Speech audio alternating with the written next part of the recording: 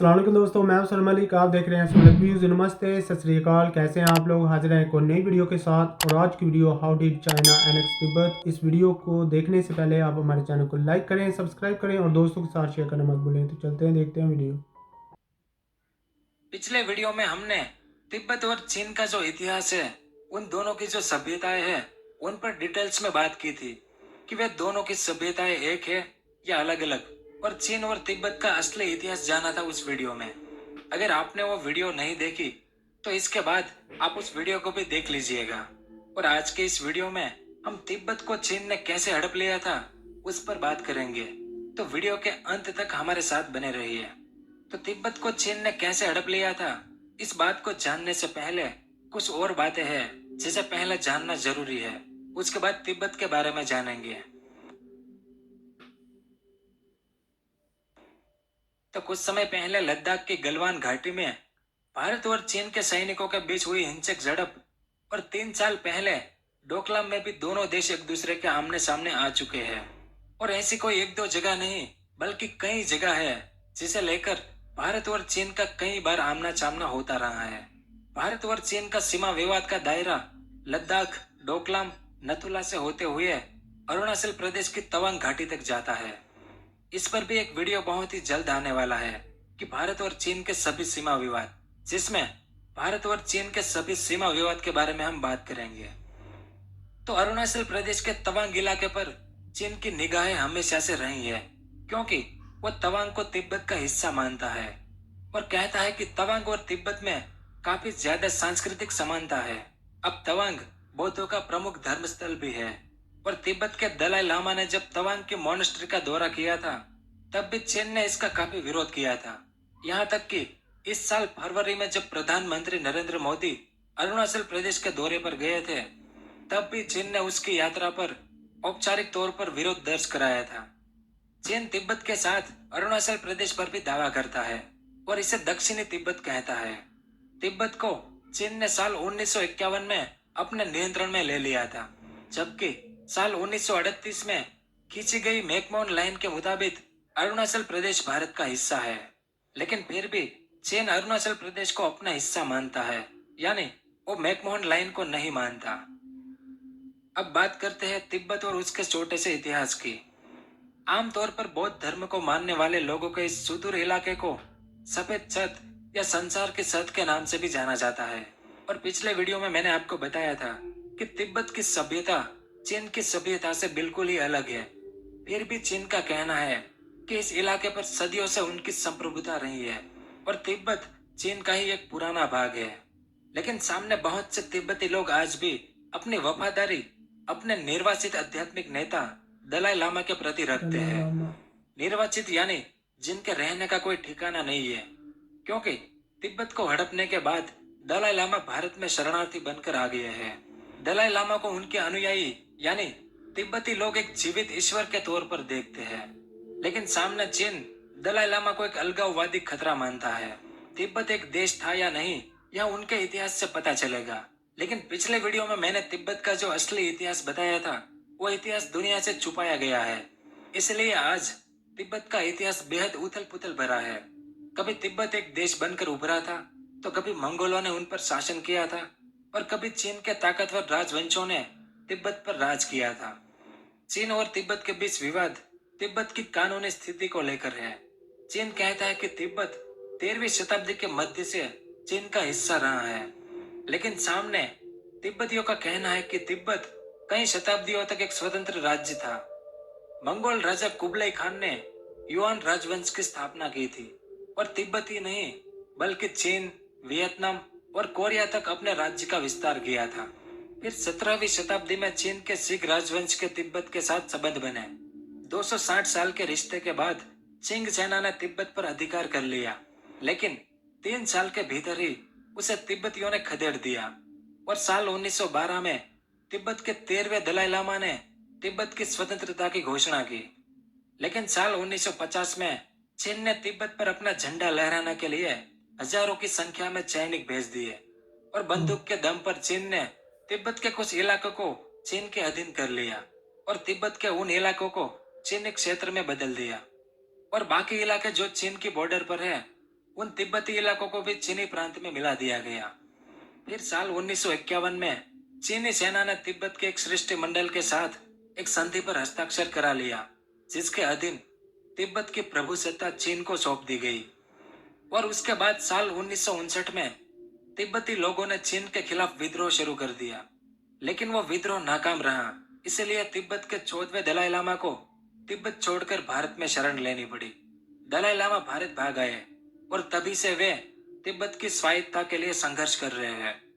और भारत आने के बाद उन्होंने निर्वासित सरकार का गठन किया, यानी जिनका रहने का कोई ठिकाना नहीं है, ऐसे लोगों की सरकार। लेकिन साल 1960 के बाद चीन में सांस्कृतिक क्रांति हुई, जिसने तिब्बत की संस्कृति को धूल में मिटाने का काम किया। क्योंकि चीन के आने से पहले पूरे तिब्बत में 6000 मठ और मंदिर थे, जिनमें करीब 6 लाख तिब्बती भिक्षु निवास करते थे। और साल 1979 में हुए एक सर्वे में पाया गया कि उनमें से ज्यादातर भिक्षु और भिक्षुणियां या तो मार दिए गए या वे लापता हो गए। और पहले जो 6000 मठ थे तिब्बत में, उनमें से सिर्फ 60 मठ ही बचे रह गए। और इन 60 मठों में से भी ज्यादातर मठ नष्ट होने की कगार पर है। इसके अलावा सर्वे में यह भी बताया गया कि चीनियों ने जानबूझकर योजनाबद्ध तरीके से मठों और मंदिरों को डायनामाइट के विस्फोट से नष्ट कर दिया था। और नष्ट करने से पहले चीनी लोगों ने मठों से बेशकीमती धार्मिक महत्व की कलाकृतियां, प्राचीन दुर्लभ पांडुलिपियां, प्राचीन मूर्तियां और ऐसे ही अमूल्य प्राचीन धन का चित्रों को वहां से निकालकर अंतरराष्ट्रीय बाजार में अरबों डॉलर में बेच डाला। यानी 60 और 70 के दशक में चीन की सांस्कृतिक क्रांति के दौरान तिब्बत के ज्यादातर बौद्ध विहारों को नष्ट कर दिया गया। उनकी पुरानी कृषि प्रणाली को नष्ट कर दिया गया, जिस कारण करीब 3 लाख तिब्बती लोग भूख से मर गए थे। और कुल मिलाकर लाखों तिब्बती लोगों की मौत हुई थी। कुछ अनुमान 10 लाख लोगों की मौत हुई थी, ऐसा बताते हैं। पर चीन ने यह सब चोरी छिपे किया था, इसलिए कितने लोग मरे थे इसका पक्का अनुमान क्या है यह कहना मुश्किल है। और इसके अलावा चीन ने तिब्बत में और भी बहुत कुछ किया था, जो पिछले वीडियो में मैंने विस्तार से बताया है, आप वो जरूर देखिएगा। यानी जब चीन ने तिब्बत पर कब्जा किया तो उसे बाहरी दुनिया से बिल्कुल काट दिया, जैसा चीन करता आया है। दुनिया को कुछ भी पता नहीं होता और चीन बहुत कुछ कर देता है। और ऐसा ही हुआ था जब तिब्बत में चीनी सेना तैनात कर दी गई और तिब्बत के राजनीतिक शासक में दखल किया गया। और फिर तिब्बत का चीनीकरण शुरू हुआ और तिब्बत की भाषा, संस्कृति, धर्म और परंपरा सबको निशाना बनाया गया। उस समय किसी बाहरी व्यक्ति को तिब्बत और उनकी राजधानी ल्हासा जाने की अनुमति नहीं थी, इसलिए ल्हासा प्रतिबंधित शहर कहा जाता है। विदेशी लोगों के तिब्बत आने पर यह पाबंदी साल 1963 में लगाई गई थी। और फिर साल 1971 में तिब्बत के दरवाजे विदेशी लोगों के लिए खोल दिए गए थे, लेकिन तब तक तिब्बत चाइना बन चुका था। अब बात करते हैं दलाई लामा के इतिहास की। तो चीन और दलाई लामा का इतिहास ही चीन और तिब्बत का इतिहास है, ऐसा भी हम कह सकते हैं। साल 1409 में तिब्बत के जे सिंघम्पा ने जेलक स्कूल की स्थापना की थी। इस स्कूल के माध्यम से बौद्ध धर्म का प्रचार किया जाता था। यह जगह भारत और चीन के बीच थी, जिसे तिब्बत नाम से जाना जाता है। इसी स्कूल के सबसे लोकप्रिय छात्र थे गेंदुन द्रुप, और यही छात्र गेंदुन आगे चलकर तिब्बत के पहले दलाई लामा बने थे। और बौद्ध धर्म के अनुयायी दलाई लामा को एक ईश्वर, करुणा के प्रतीक और अपने नेता के रूप में भी देखते हैं। लेकिन दलाई लामा को मुख्य रूप से शिक्षक के तौर पर देखा जाता है। लामा का मतलब गुरु होता है। लामा अपने लोगों को सही रास्ते पर चलने की प्रेरणा देते हैं। और तिब्बती बौद्ध धर्म के नेता दुनिया भर के सभी बौद्धों का मार्गदर्शन करते हैं। क्योंकि साल 1630 के दशक में तिब्बत के एकीकरण के वक्त से ही बौद्धों और तिब्बती नेतृत्व के बीच लड़ाई शुरू हुई थी, जिस दौरान मांचू, मंगोल और ओयरैत के गुटों में यह सत्ता के लिए लड़ाई होती रही। लेकिन आखिर में 5वें दलाई लामा तिब्बत को एक करने में कामयाब रहे, और इसके साथ ही तिब्बत सांस्कृतिक रूप से संपन्न बनकर उभरा था। और तिब्बत के एकीकरण के साथ ही यहाँ बौद्ध धर्म में भी संपन्नता आई थी। इसके कुछ समय बाद जेलक स्कूल के बौद्धों ने 14वें दलाई लामा को भी मान्यता दी, लेकिन दलाई लामा के चुनावी प्रक्रिया को लेकर भी विवाद होता रहा। 13वें दलाई लामा ने साल 1912 में तिब्बत को स्वतंत्र राष्ट्र घोषित कर दिया था। करीब 40 साल के बाद चीन के लोगों ने तिब्बत पर आक्रमण किया। चीन का यह आक्रमण तब हुआ जब वहां 14वें दलाई लामा के चुनने की प्रक्रिया चल रही थी, यानी चुनाव के दौरान। और जैसा मैंने शुरू में बताया था कि तिब्बत हारा और दलाई लामा को लगा कि वह बुरी तरह से चीनी चंगुल में फंस जाएंगे। इसी दौरान उन्होंने भारत का रुख किया और दलाई लामा के साथ भारी संख्या में और भी तिब्बती लोग भारत आए थे। लेकिन चीन को भारत में दलाई लामा का शरण मिलना अच्छा नहीं लगा। अब चीन में माओ त्से तुंग का शासन था। उसके बाद दलाई लामा और चीन के कम्युनिस्ट शासक के बीच तनाव बढ़ता गया। दूसरी तरफ से दलाई लामा को दुनिया भर से सहानुभूति मिली, लेकिन अब तक वह निर्वासन की ही जिंदगी जी रहे हैं। चीन और तिब्बत को लेकर कई सवाल है जो लोगों के मन में अक्सर आते हैं कि क्या तिब्बत चीन का हिस्सा है? चीन के नियंत्रण में आने से पहले तिब्बत कैसा था और इसके बाद क्या बदल गया? तो इस बात को लेकर तिब्बत की निर्वासित सरकार का यह कहना है कि इस बात पर कोई विवाद नहीं है कि इतिहास के अलग अलग कालखंडों में तिब्बत अलग अलग विदेशी शक्तियों के प्रभाव में रहा था। मंगोल, नेपाल के गोरखा, चीन के मंचू राजवंश और अंग्रेज, इन सभी की तिब्बत के इतिहास में कुछ भूमिकाएं रही है।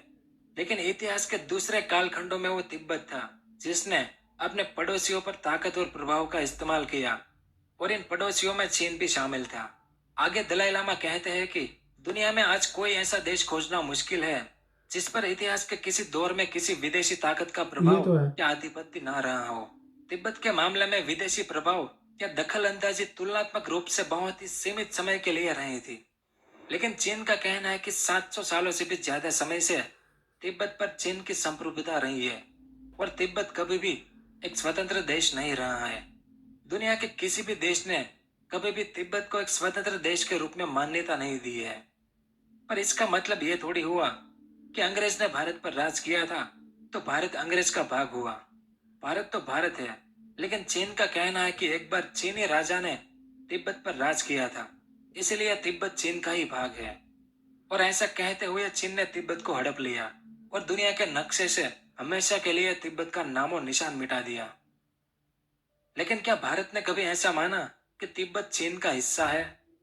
तो साल 2003 के जून महीने में भारत ने चीन के राष्ट्रपति जियांग जेमिन के साथ तत्कालीन प्रधानमंत्री अटल बिहारी वाजपेयी की मुलाकात के बाद पहली बार तिब्बत को चीन का अंग मान लिया था। ओह, लेकिन यह एक समझौता था जिसे दोनों देशों के बीच के रिश्तों में एक महत्वपूर्ण कदम के तौर पर देखा गया था, क्योंकि वाजपेयी जियांग जेमिन की वार्ता के बाद चीन ने भी भारत के साथ सिक्किम के रास्ते व्यापार करने की शर्त मान ली थी। तब इस कदम को यूं ही देखा गया कि चीन ने भी सिक्किम को भारत के हिस्से के रूप में स्वीकार कर लिया है। और भारतीय अधिकारियों ने उस वक्त ये कहा था कि भारत ने पूरे तिब्बत को मान्यता नहीं दी है जो कि चीन का एक बड़ा हिस्सा है, बल्कि भारत ने उस हिस्से को मान्यता दी है जिसे स्वायत्त तिब्बत क्षेत्र माना जाता है। तो ऐसा कुछ इतिहास है चीन और तिब्बत का कि कैसे चीन ने यहाँ हड़प लिया। उम्मीद है कि आपको यह वीडियो पसंद आया होगा।